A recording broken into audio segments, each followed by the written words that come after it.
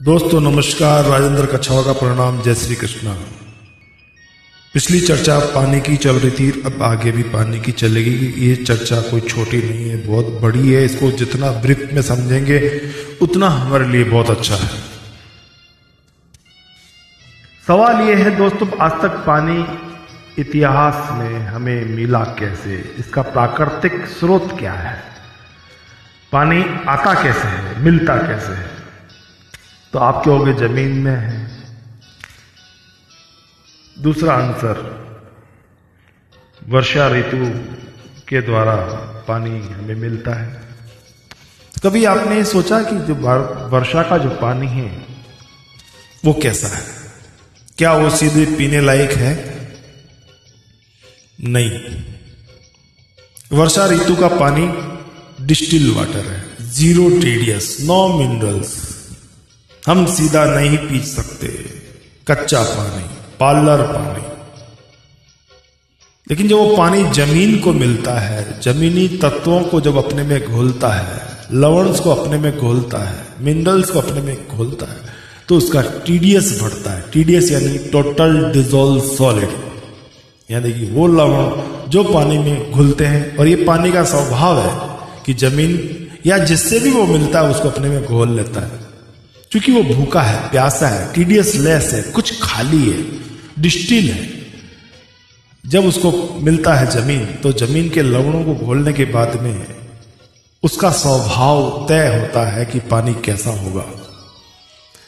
पानी का स्वभाव अपने आप पे तय नहीं है, पानी जिससे मिलता है उससे तय होता है कि पानी कैसा, मीठा, खारा, फीका, कैसा, क्या है इसमें, जहर है, अमृत है, क्या है, फ्लोराइड है, क्या है। तो ये जमीन पर निर्भर करता है दोस्त। जैसी जमीन वैसा पानी। अब सवाल ये आता है कि जमीनें कैसी है हमारी आज की?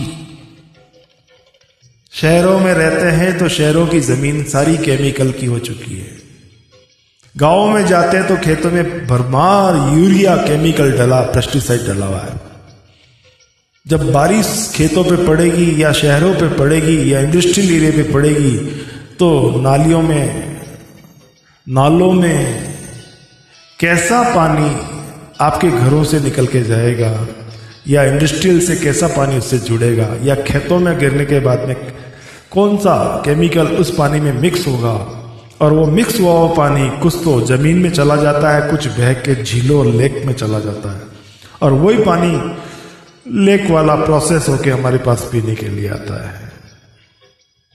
और जो जमीन में जाता है तो जमीन के भी और गहराई के अंदर पानी जा चुका है, कि पानी रहा नहीं। जमीन में 700 फीट पे पानी चला गया, हजार फीट पे पानी चला गया, जहां और नए केमिकल उसमें ऐड होने वाले हैं।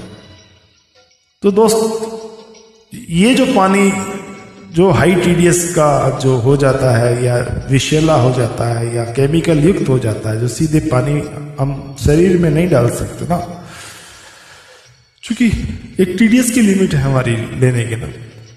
400 टीडीएस तक पानी आसानी से पिया जा सकता है, लेकिन उसके ऊपर जाएंगे और ऊपर जाएंगे और ऊपर जाएंगे तो वो फिर पूरा किडनी को लोड पड़ेगा। पहले कोई जमाने में हम साधारण कपड़े से छान ले करते थे, लेकिन आज साधारण कपड़े से छानने की सिचुएशन नहीं है, क्योंकि पानी में कई तरह के गंदगी और भी कई तरह की चीजें हैं। हालांकि छानने से आप मिट्टी रोक सकते हो, लेकिन कई ऐसे माइक्रोन में उसमें बैक्टीरिया, उसमें वायरस, इन चीजों को भी रोकने के लिए हमें एक माइक्रोन के फिल्ट्रेशन की जरूरत पड़ती है, जहां आरओ आके खड़ा हो गया।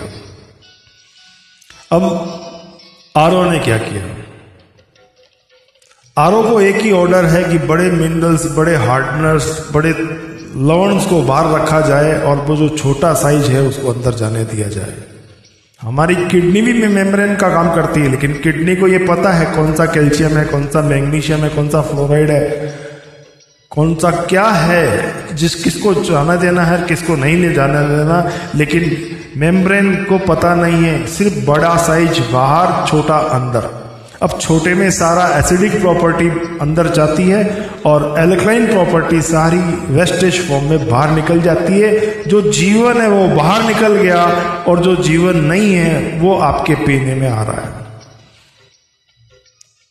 ये बहुत बड़ा गुनाह हो रहा है। इसको अपग्रेडेशन की आवश्यकता है, लेकिन वो अपग्रेडेशन हो जाना चाहिए। अब जाके इसके ऊपर रिसर्च चल रहा है, क्या करना है, अभी इस पे सोच चल रहा है, इस पे चिंतन चल रहा है। ये बातें 20-25 साल पुरानी वहां से तैयारी होनी थी,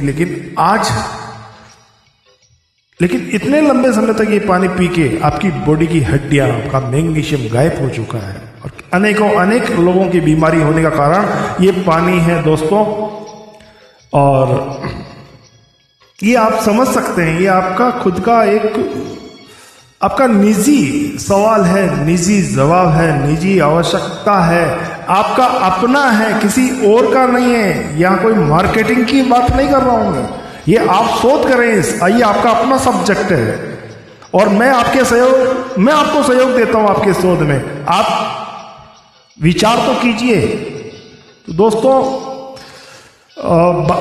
टॉपिक यहां खत्म नहीं होता। अगले वीडियो में मैं आपको इसके और आगे ब्रीफ में बताऊंगा कि प्राकृतिकता, पानी का संबंध और हमारे एस्ट्रोलॉजी में पानी का संबंध क्या है।